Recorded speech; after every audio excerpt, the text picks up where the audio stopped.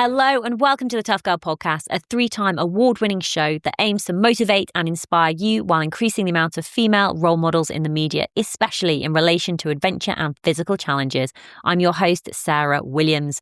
If you're passionate about adventure, challenge and learning from women who have overcome obstacles and achieved remarkable things, then this is the podcast for you.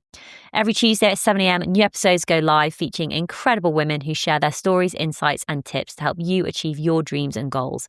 You can support the Tough Girl mission by signing up as a patron. Visit Patreon, patreon.com/Tough Girl Podcast. Keep listening until the very end as I share more information about what's going on with me with Tough Girl Challenges, give shout outs and recommend other Tough Girl Podcast episodes. More information can be found at toughgirlchallenges.com.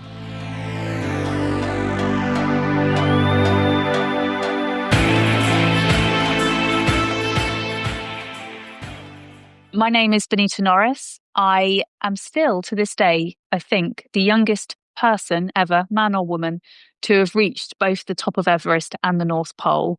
I climbed Everest when I was 22 and I reached the North Pole when I was 23. And to my knowledge, no one has done both younger, which is shocking to me because I'm now 37. So can't believe that record has held for that long.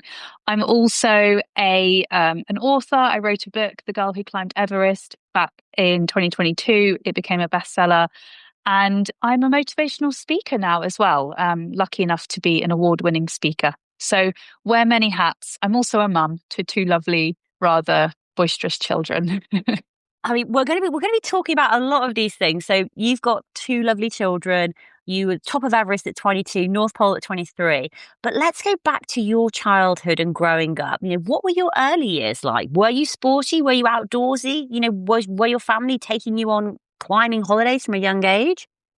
Not at all. My childhood could not have been more opposite to the career that I ended up doing as a mountaineer. My parents' idea of the outdoors was lying on a sun lounger by a pool in Spain for a week a year in the summer. That was basically the only time we spent outside together as a family. I don't ever remember going on a family walk with my mum, for instance. You know, their hobbies were tennis and going to the gym. And they were into fitness and health, but the idea of being out in the elements and out, I don't know, on a rainy walk just did not factor into my childhood at all. So I had absolutely zero exposure to anything outdoor adventure related until I went on a school trip when I was in year 6. We went to North Wales for a week. And I remember just absolutely relishing every soaking, wet, rainy, boggy second of hiking in the mountains and getting the blisters and carrying the heavy backpacks. And I remember my friends crying because it was just such a sufferfest. And me thinking, oh, I absolutely love it. And I probably should keep that to myself. But because my life back home was so far removed from what I'd experienced in North Wales, and you're a kid, you just go back to your normal life. And then it wasn't until, again, I was 18, I'd finished my A-levels and I went off to South America before university, and we trekked to Machu Picchu, which was my first experience of altitude. And once again, I absolutely loved it. I remember writing in my blog. Everyone had a blog those days. Back home, basically my mum was the only person who read it. Like, that day of getting to Golden Gate and seeing Machu Picchu was the best day of my life. And it involved, you know, basically a really tough hike. So there were all of these moments in my childhood where I was feeling joy and excitement and I was relishing how hard things were, but I never actually realized maybe this is something I could do. And I suppose back then as well, there probably, I mean, was there? I don't even know if there was. I mean, there probably was. Did you see many women, you know, doing adventures and climbing and in that sort of adventure space? No, not at all. So Alison Hargreaves, obviously a legendary British mountaineer, she died on K2 in 1995. And I think potentially so many, you know, young girls' childhoods of my age anyway, millennials, could have been different had she survived, because she was such a pioneer. And I can only imagine that if she had have come back from K2, just her, you know, her legacy and her message around, like, girls can do the same thing that men can. In fact, we can do it even better. You know, that that message of being this strong woman in the mountains might have filtered through in my childhood, but in a horrible sort of twist of tragic fate, she obviously died, and there wasn't any other role model that I was aware of at the time. So no, I just didn't know that people climbed mountains. I thought that the only way you could get to the top of Mount Snowdon in Wales was to take the train. I didn't think you were allowed to just rock up and walk up these things. Like, what about health and safety? So that was how little I knew and understood about mountaineering. There were no role models. There were no stories that I'd heard at all. Did she get slammed though because she was a mother and she left her children behind? She did. It is such a tragic tale.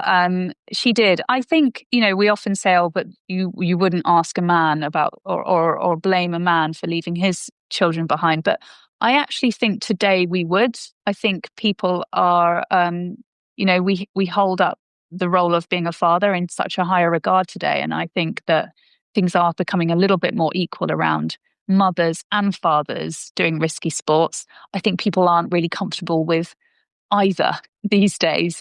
But back then, certainly, it was the case that nobody really questioned if a father went off and climbed the world's deadliest mountains. But if you were a mother, then you got torn apart in the media and the press. And then obviously all the women and girls growing up, that's what they see in the media, in the press. So for you, when did mountains start becoming a bigger part of your life? There were a few moments, but the main one that changed everything was when I was at university. I was in my second year, and one night I got dragged to this lecture about mountaineering at the Royal Geographical Society.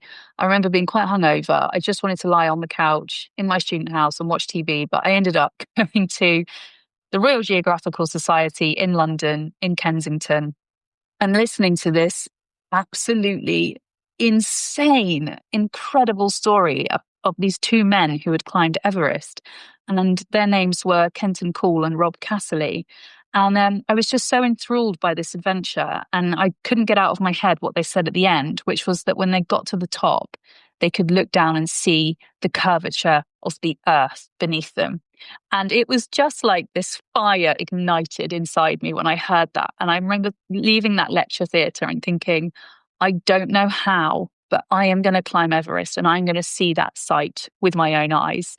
And it took a while to kind of actually do the thing I said I would do because of, all the limiting beliefs. And you wake up the next morning going, oh, what was I thinking? People like me, Bonnie from Wokingham, we don't climb mountains like Everest. I've never climbed a mountain. I've never met anyone who's climbed a mountain. Who do I think I am?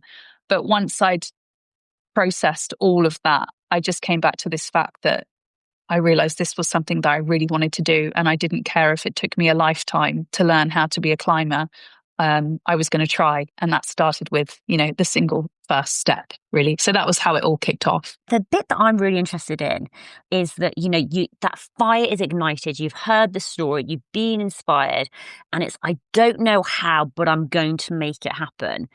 And I think a lot of people get have these inspirational moment, these inspirational sparks where they hear something and think, oh, I'd love to do that, or that will be me. And then they go home, they get into bed, they fall asleep, and they've forgotten all about it the following morning that fire has been extinguished. And I think it's that step with what was the next, the single first step, like the following morning, still waking up thinking this is something that I want to do, like actually moving that from a dream to reality. Talk us more about that, the different steps, the different stages. Yeah, I mean, I get inspired by things all the time and I'm like, right, this is what I'm going to do. And then it never happens. And I think in life, you're really lucky if once or twice in your lifetime, you get inspired by something that's so out of your realm of understanding and you actually follow through and make it happen and, create this whole part of your life for yourself that you never thought possible. And that, for me, Everest was one of those moments in my life. I just remember waking up the next day, as you said, you think, why me? Who the hell am I to think I could climb that mountain? Which was definitely going through my mind. And I felt that way for months. Every time I had, that idea of Everest came to the fore of my mind, I would instantly have all these limiting beliefs like, no, people like me can't do something like that. Like, stop thinking, these stupid thoughts. But the dream just didn't go away. And I think that when, we're all different, we're all individuals, and we all have these paths in life that will inspire us more than it will inspire the person next to us. And for me, I'm pretty sure I'm the only person who left that lecture theatre that night of like 400 people and went and climbed Everest 2 years later. For some reason, it just felt so meaningful to me. I couldn't put my finger on why. And I think often your why when you can't really explain it, you just feel it. It was such a deep feeling, and I couldn't get it out of my head. And in the end, I guess I just gave into it. I realized I had to stop. I told myself, just stop overthinking. Like, yes, maybe you're right. Maybe you will fail, but you're not going to climb that mountain tomorrow. Tomorrow, you need to just, I don't know, go and buy some hiking boots and go on your first hike, or like join a beginner's climbing course. Let's not get too excited about this. Like, let's just start really small and see if this will snowball and grow into something bigger. But you'll never know unless you just take that first step. And that's what pushed me from thinking about it to actually doing it. It was just, yeah, you'll never know unless you try. 2 years, 24 months in my head seems like a very, very, very short timeline to gain the skills, the knowledge, the funding, deal with the logistics. How did you deal with that? Because also you would have been 20 at that point? Yeah, so I went to the lecture when I was 20. I think I'd started climbing a few months later by the time I was 21. And yeah, so, literally, I think one of the key things that was only when I look back and reflect, I can actually understand just how important and fundamental this was to my success. But, my goal was really crystal clear from the very beginning. I wanted to get to the pointy summit of Everest, the very top of the world. The goal couldn't be more obvious to me. And I guess what that then became was kind of this anchor. It was my starting point. And all I had to do was work backwards from it. So I spent a lot of time on the internet just researching, like, how did other people do this?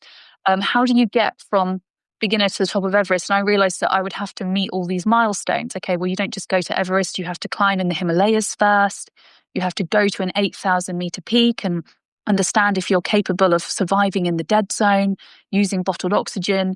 But before you can do that, you have to understand if you're good at high altitude. So you have to climb above 4,000 meters. And to do that, you've got to have gained climbing skills in the UK. And so to have climbing skills in the UK, you have to literally start with a beginner's climbing course. And I worked backwards from my goal, my vision, which was also sort of in some ways, my starting point. And I worked backwards from it.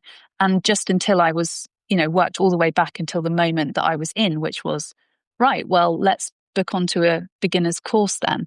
And that was like really fundamental to my success, was just having a really clear goal and having a really clear plan to work with.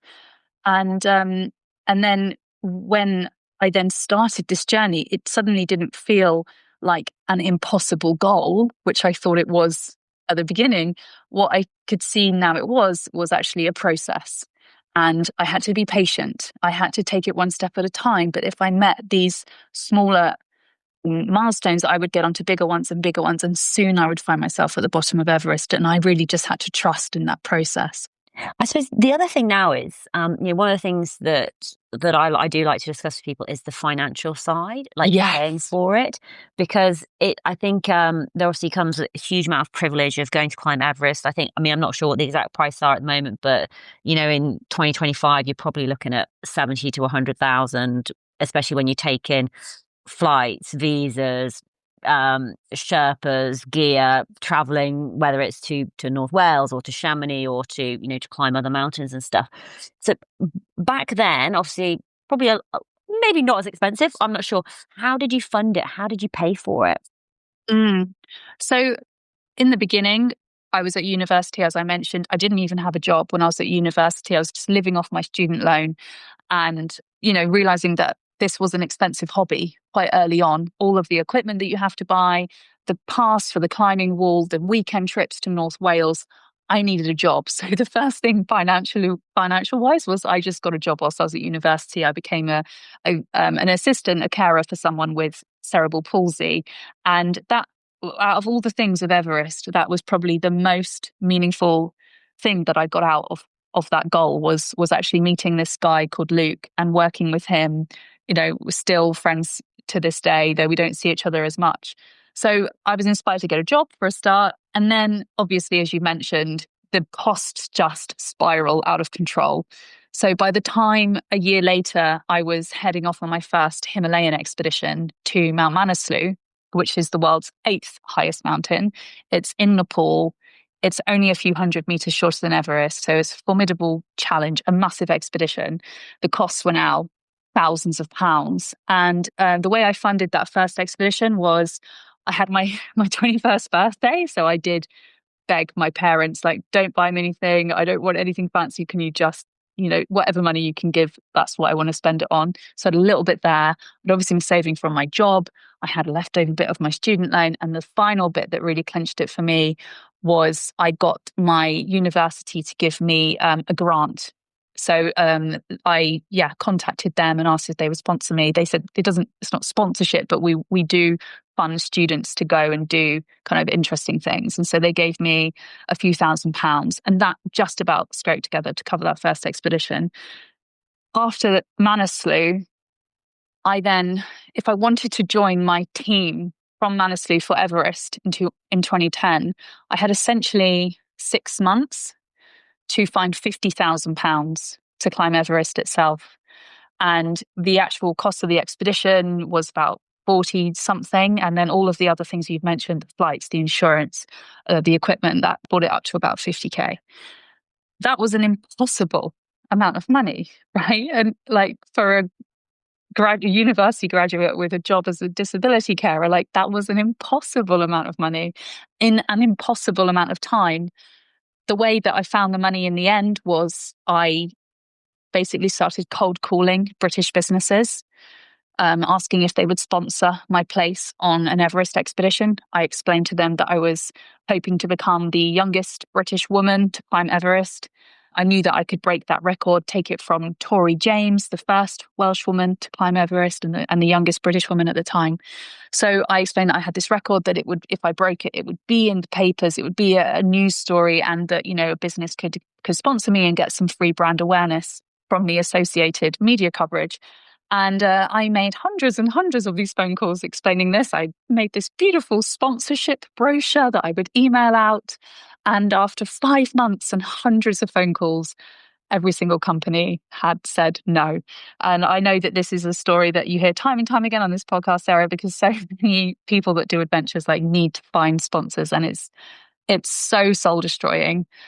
What sort of the low moment in all of this was just everybody around me, friends and family who weren't climbers, saying to me, like, this is impossible, Bonnie. You are never, no company in their right mind is ever going to give you £50,000 to go and climb a mountain. Like, you are failing and you are going to fail. Can't you see that you've been doing this for months on end and you haven't gotten anywhere? Like, when are you going to give up?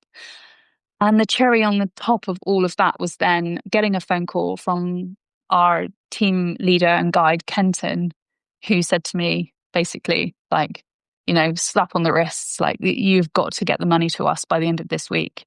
And if you don't, you can't come on the trip. So, that was, it was not easy at all.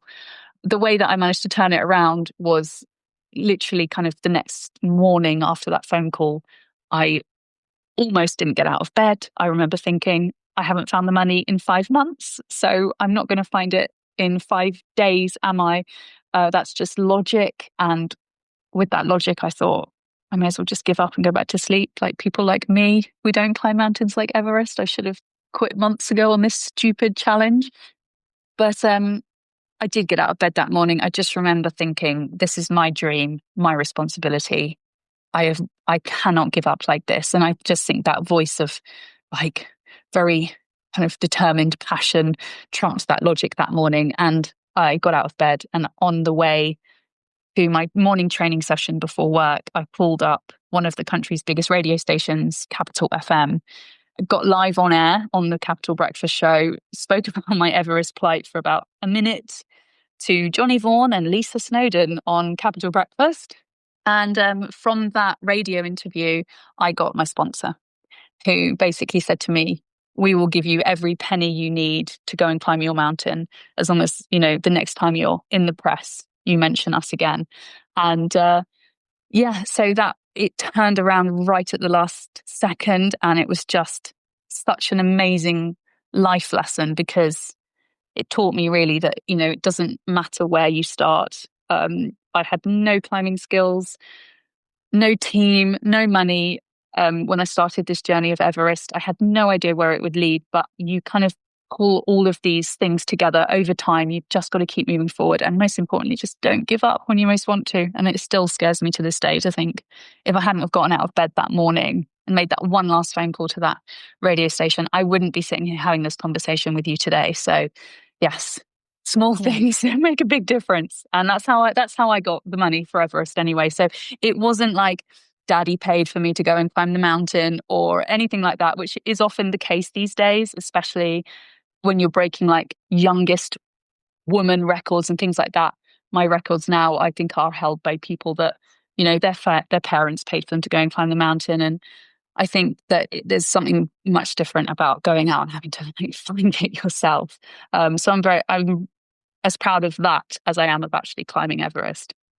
Yeah. I mean, the word that I've written down is perseverance, because especially like dealing with no after no after no after no, knock back, knock back, knock back. And it's not easy making those phone calls. It's not easy sending out those emails. And this will be before ChatGPT as well. And, Yeah, you know, you're having to create and do everything yourself.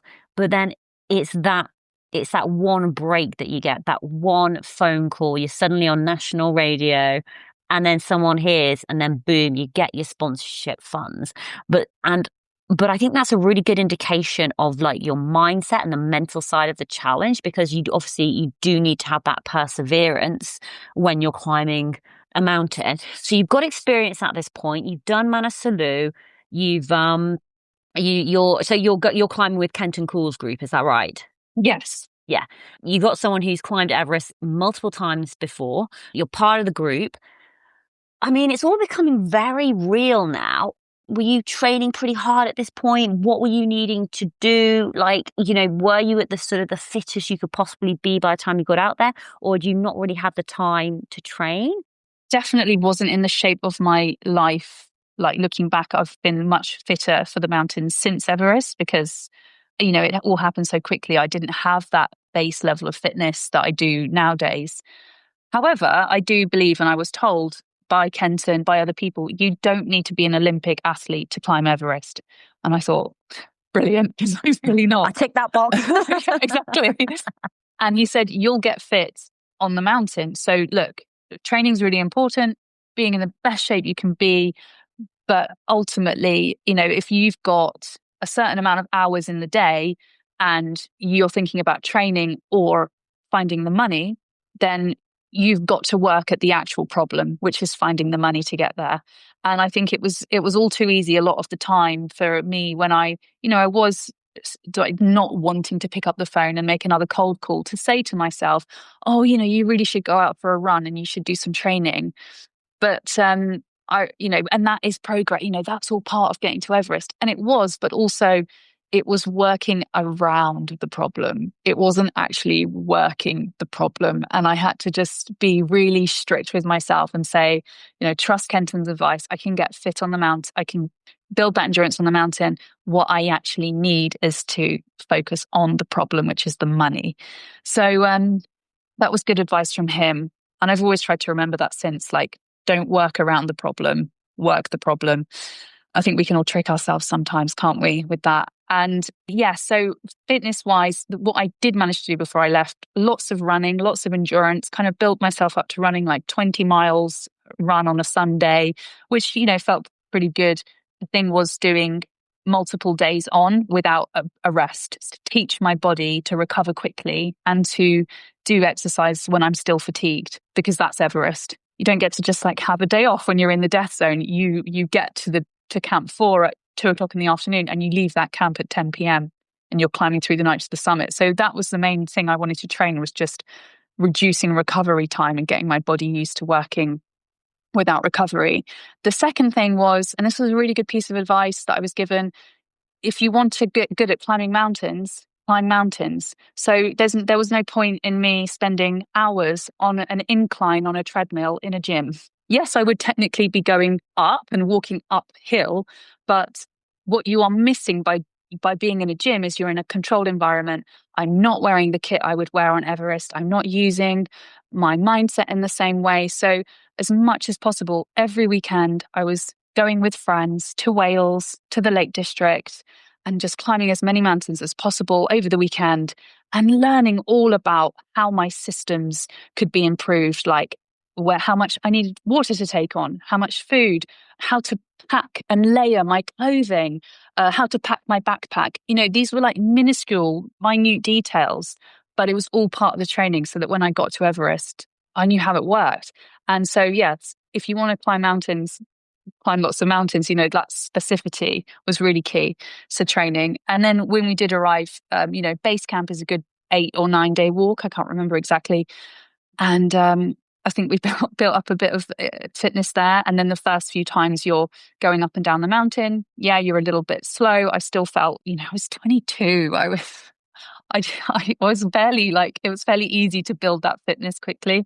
So I always found myself at the front of the pack. But then by the time that expedition has gone on for 6 weeks, you are just in the shape of your life, really. The mountain really does get you fit. So the long answer to your question is, I didn't get too worried about training beforehand because I was told that I would get fit on the mountain, and that was the case.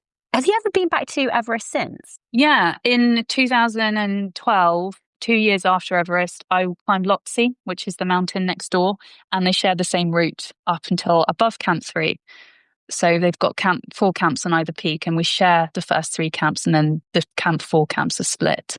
So you climbed in 2010, so it's 15 years ago, sort of now. I just wonder how much it will have changed in that time period from when you were doing it, and even just things like the gear or how busy it was, or was it busy when you were doing it? Was there lots of people out there? We thought that the year we were there would be the busiest year ever. How little did we know, because especially since COVID, the 8,000 meter peak industry has just completely exploded in popularity. I think, Nim's Dai's documentary on Netflix is hugely opened up to everyone around the world this amazing adventure sport of climbing these 8,000 meter peaks. And also the Sherpas that when I was climbing Everest were kind of employed by Western outfitters. They're now running their own expeditions as well, and they're running them cheaper. So it's all sort of, this big shift has happened around popularity, around the open access to the mountain via lots of Sherpa-led expeditions. And now we are seeing so many more. I mean, when I look at pictures of Everest today, I just don't know what to think. There's just so many people there, and every part of the mountain seems to be absolutely packed with people, and it does not reflect my experience at all. And yet we thought that our year was a busy year at the time. But a lot of the time on the mountain, I remember sort of feeling like I was completely alone. There was hardly anyone around, and it was the most beautiful, peaceful, serene place a lot of the time, not all the time, where you hardly ever saw other human beings. Of course, there were bottlenecks on summit day. There was a queue going up to the South Summit, but that was it really. And I'm so grateful for that now. I had no idea then what it would become. What do you think your biggest takeaway from climbing Everest was, especially I suppose really reflecting back over the past, the amount of time that's passed, and being able to sort of, have that achievement and have that success. And also it's such a young age as well. Yeah, such a young age, 22. I mean, I obviously at the time it was the oldest I'd ever been, and, you're just raring to go. So I hated the fact that my age kept coming into my achievement, because to me it was sort of, it didn't matter, But now I can look back in my late 30s and go, okay, that was quite out there for a 22-year-old to do that. When I got to the summit, it just felt like this was always where I was supposed to end up. It felt like I had trusted that like fire in my belly that had ignited at the lecture theatre that night, that intuition, and I just followed it, and it took me all the way to the top of the world. So it just felt right. It didn't feel like I had, conquered the mountain or I had overcome adversity. I was just following this dream, this intuition of mine. And to get to the top, there was obviously disbelief, because you always have self-doubt and you always worry about what might go wrong till the last moment on the mountain. But when we got there, it was like, oh yeah, I was always supposed to stand here. And that was a beautiful feeling. And it changed my life, completely changed my life. And yeah, everything I have to this day, my whole mountaineering career, my job, my husband, like everything came from just giving it all to that mountain and making it happen. Do you think you were able to fully understand all of the risks involved in climbing Everest at that age? I mean, yes, absolutely, because I was obsessed with Everest. I read every single book, watched every single TV show. I had, one of the best guides that you could have on the mountain. And the reason that I wanted to climb with Kenton was because of, wanting to be as safe as possible. I think there were sort of death rates floating around at the time that ranged. Some people would say it's 1 in 100 people die climbing Everest, and some people were saying it's 1 in 10 people die climbing Everest. And I thought, well, either way, those are pretty bad odds, even if you've got a 1% chance of dying. But I also felt like I consciously tried, especially because my parents were so against me doing this. I had to prove to them that I was doing it in the safest way possible. And that was a good thing. So I had to go with Kenton and climb that way. And also I realized when I arrived at Everest that the fact that I had been to Mount Manaslu beforehand and climbed that 8,000 meter peak and had been into the death zone, crazily enough, I was one of the more experienced people on Everest. Most of my team, in fact, I was the only member of my final team on Everest that had even been to the death zone before we went to the summit. So they had, mountaineering experience, and some of them had many decades of mountaineering experience, but not in the death zone, not at extreme altitude. So actually, I think I was more prepared than a lot of people that showed up on that mountain. So I think I took the safety very seriously. But I also do appreciate that when you are 22, you don't have kids, you feel like you can take these risks in a way that perhaps I wouldn't do in the same way now as a 37-year-old mum of 2.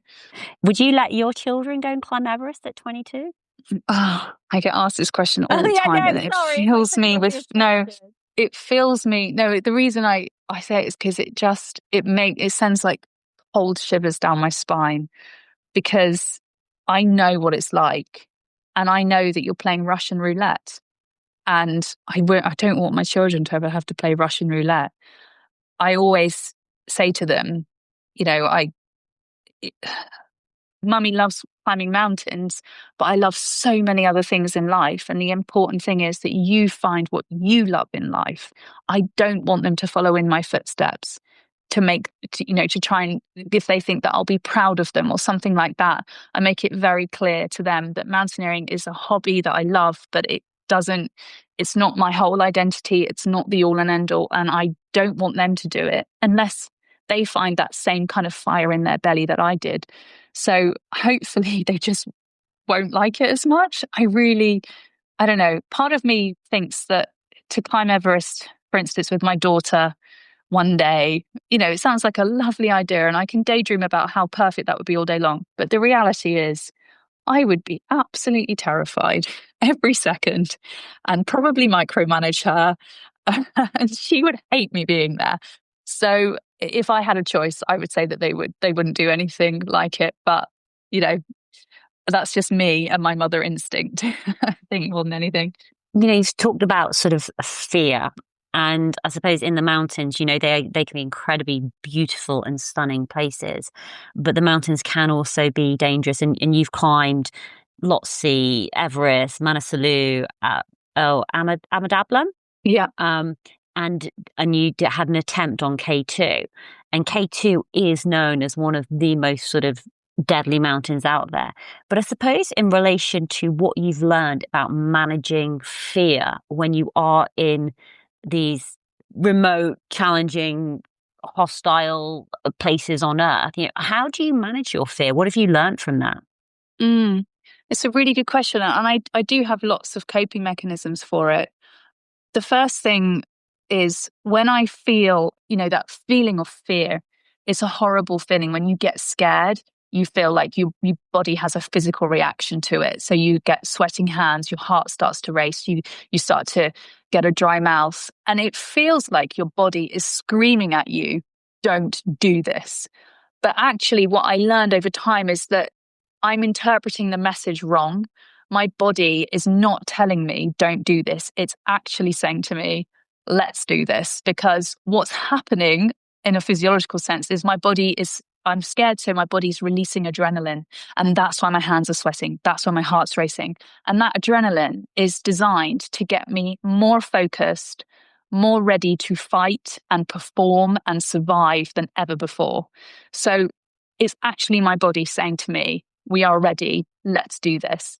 And when I manage to work with that feeling and flip it into something positive, it gives you a sort of, that nervous energy turns into this positive energy, and it actually makes you like, yes, let's go. So that's one coping mechanism I have to like flip that feeling from don't do this to let's do this in my body. And the second thing is I remind myself that whatever happens, I will cope.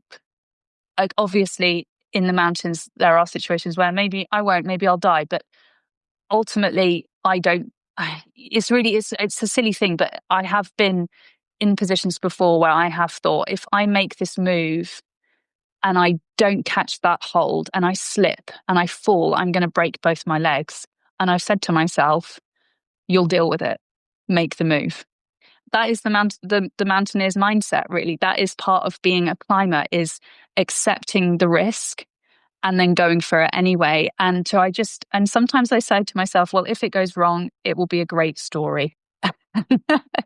And so I think it's that acceptance that things might happen, but I will cope with it. I will deal with the aftermath. That has given me that moment of like, okay, let's do it then. And it's just what you're looking for when you're facing fear is just a moment of courage. And you just have to capture that 1 second when you feel like, let's go, and you just go with it and you move as quickly as possible, because a moment later you would have changed your mind again. It's like standing on the edge of a diving platform. You're like, okay, I'm ready. No, I'm not ready. Oh, I'm going to go. No, I'm not going to go. Finally, you feel that feeling of readiness and you just throw yourself off the edge into the water. Well, that's what I feel like whenever I have to jump off something into water anyway. And yeah, so those are the kind of two tips I think are great for dealing with fear. And yeah, hopefully hopefully those are some good points. No, do you know what? They're really good points. I mean, one of the things that I have to do is like on a bungee jump that I did in New Zealand, it's like I have to stop thinking. Like it's almost like I just Yeah. have to not think about it, which, Mhm. and it's almost like step up, take a breath, jump. Like it's not, don't, like there's just no thinking. It's just take the action. That is so true. One of the other words that you used there was around courage, and I think bravery as well is part of that. And you've got 2 children, a little girl, a little boy, and I suppose raising I'm obviously more. I feel like I don't want to leave like the little boy out, but I'm more focused on like the little girl. But Mhm. wanting to, I suppose, so wanting to raise your children to be brave and courageous, and and introduce them into the outdoors, into nature, maybe into mini adventures. Yeah, like how are you installing like things like bravery and courage in your children? Are those things that you've sort of thought about? Yes, absolutely. It's on our minds as parents constantly. And I think the most important thing is that they have psychological safety, that they know that we are there for them, that we've got them. If they want to jump off something or try something that they might hurt themselves, that we're there for them. That's the first thing. Secondly, I really think I've learned over many years in the mountains is that it's actually not a good idea to just throw yourself in the deep end. That's actually, when you think about it, if I've ever tried to climb something that's way above my ability and it's really scary and the consequences of falling are really high, I've come away from that feeling like maybe quite it's thrilling, but it's also slightly traumatizing. And I realized that I can't do that to my kids. I can't throw them in the deep end at stuff. What I need to do is to very slowly build their confidence by starting small and then getting them to do like a slightly more daring thing and a slightly more daring thing. So I know that, some people and there's some schools of thought around facing up to fear and building confidence, which is just throw yourself at it and you'll work it out. But actually, I think that can be really counterproductive, and that for instance, my daughter learned to ride a bike. It was like, we are just going to do 1 minute of bike riding today. There is no pressure at all. And it was the most seamless experience for all of us because we didn't put any pressure on her. We had no pressure on ourselves. Went from 1 minute a day to 2 minutes to 3 minutes. If she didn't want to do it, we'd come back down again to like 2 minutes of it. And she just felt really safe and really happy because she always felt like it was kind of within her control. She wasn't thrown in at the deep end, like forced to ride and ride and ride and ride until she picked it up. She could do these little incremental steps. And so that's definitely like my approach to parenting. And I think about it all the time. And I constantly remind her that she can do really hard things when she practices. And it's so funny when your kids get older and they start repeating back to you the messages that you've been telling them for years and years and years. And now she often says to me like, Mummy, of course I can't do that. I haven't practiced it yet. And I'm like, great, well, let's get started. Let's get practicing. And so that's kind of how our approach to like doing difficult things, doing scary things has been. Are you future adventures, future plans? Like, are you still climbing mountains, or are you going in a different direction these days? I'm still climbing mountains. I was lucky enough to climb the Matterhorn this summer in the border of Switzerland and Italy. I did the Swiss route to the summit, and it was just the most amazing experience ever. I've obviously been raising 2 children. We've had COVID, so I haven't been able to get to the mountains for a good few years now, basically since I was pregnant with my first, and she's now 6. So we're talking 7, nearly 8 years since I've tried K2. So it felt like I'd had a long maternity leave from the mountains, and it was amazing to get back out there. I didn't know whether I would still enjoy it, but it turned out I loved it about 100 times more. So I kind of felt by the end of the trip that this thing that I love so much is so important to me. But also, I was there and I knew that if I made a mistake or if we didn't do everything perfectly, there was a high chance that my kids wouldn't see their mum again. And that to me was like, it's so difficult having a sport that you love so much, but that has such high consequences that other people that you love will have to deal with and not you.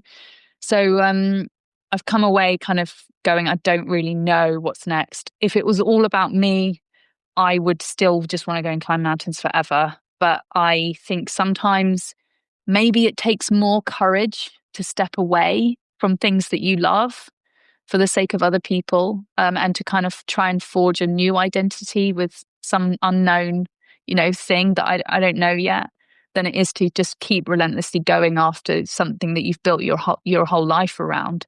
I think, maybe that will take more courage, and maybe that's something I've got to look at. But I don't know. I haven't made my mind up yet, Sarah. You can tell I'm sort of in 2 minds at the moment as to whether to carry on or not. But we'll see.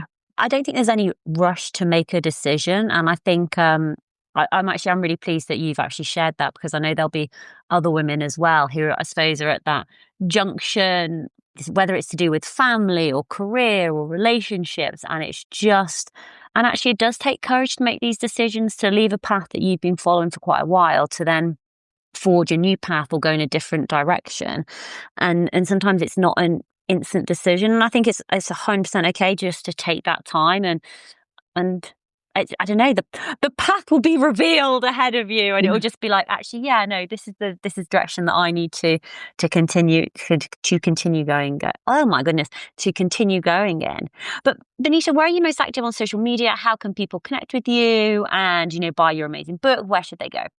So my book is called The Girl Who Climbed Everest. There's plenty more in it, though, than just Everest. So everything you've heard today isn't just the complete book. There's plenty more in there. So please buy that. And my social media, I'm most active, I guess, on Instagram. And these days, for my sins, LinkedIn. I can't believe I've just said that. But as a speaker, that's. I was going to say that makes perfect sense to me. But also there's probably more reach on LinkedIn than there is on Instagram these days. Well, I just have a lot of things to say, but I don't have the pictures to go with it. And obviously, Instagram is all about pictures and video. And there are amazing people on there that are mountaineers that have got incredible footage from Everest. I took a disposable Boots camera to Everest. And I've lost most of the files. So I've only got the tiniest little images that are just a few megabyte, tiny image files. So yeah, Instagram is not the place for me, unfortunately. Most of my imagery from Everest lives in my head. And so I'm on LinkedIn just kind of talking about the things that I've done rather than showing all these beautiful images of it. Bonita, I'd love for you to share your final words of advice. And at the beginning, you talked about that point where you'd listened to the talk by Kenton, you'd been inspired, and you said this phrase, I don't know how, but. And I suppose for people who are in that position at the moment where they don't know how they're going to take that next step, what advice would you like to share? Apart from just do it, you can take it in any other direction that you'd like. I would say that you are not going to have all the answers in the beginning. There are going to be so many unknowns, but that's okay. The way that you work out the answers of how to complete the challenge you set yourself is just by, putting yourself out there. I say that luck will meet you halfway. If you put yourself out there in the world, opportunities will come. You'll meet people that can help you achieve your goal. But you've got to show up and put yourself out there. And I think, my story shows that we don't have to have a huge amount of talent or skill for mountaineering, as I didn't when I started, but you can achieve impossible goals like getting to the top of the world at 22 when you just show up with the attitude that I will work it out one day at a time. I love that. And I really like that. Luck will meet you halfway. Absolutely fantastic. Bonita, thank you again for coming on the Tough Girl podcast to share more about your story. It's been amazing to speak to you. Thank you so much, Sarah. It's been a pleasure.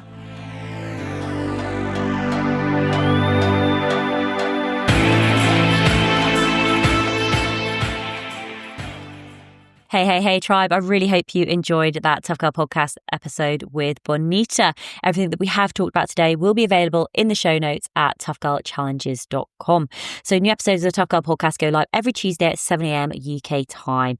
And on the 3rd of February, we are catching up with Alex Nemeth. So Alex has previously been on the Tough Girl podcast many years ago, in fact, but we're doing a Tough Girl podcast extra. So we're going to be catching up with Alex to see what she has been up to. So here's a little bit of information about what you can expect from the next episode.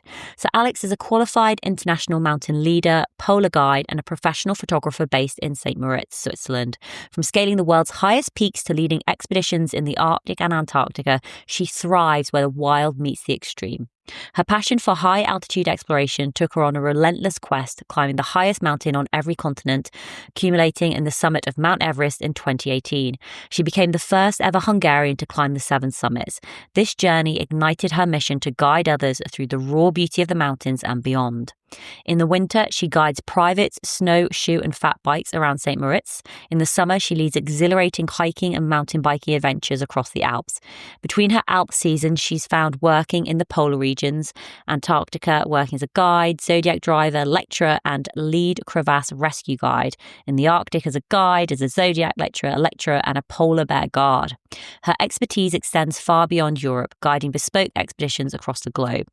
An endurance athlete at heart, Alex is always chasing the next adventure, whether polar ski crossing, racing mountain bikes, or pushing limits in the mountains.